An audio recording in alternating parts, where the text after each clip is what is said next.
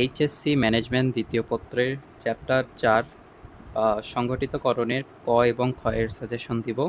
এই ৫-৬টা প্রশ্ন পড়লেই তোমাদের সব কমন আসবে ইনশাআল্লাহ। তো ক এর জন্য ফার্স্ট প্রশ্ন হলো সংগঠন কি? দ্বিতীয়ত সংগঠন কাঠামো কি? সো এরপরেরটা সংগঠন চার্ট কি এবং কার্যভিত্তিক সংগঠনের প্রবক্তা কে? এটা হলো এফ.ডব্লিউ. টেইলর। তারপর এটা কমিটি কি? ম্যাট্রিক্স সংগঠন কি? এই কয়টা ক এর জন্য। এবার খ এর জন্য যাব আমরা।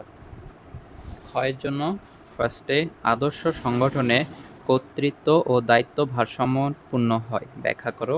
এবং সংগঠনে কার্য বিভাজন অপরিহার্য কেন, ব্যাখ্যা করো।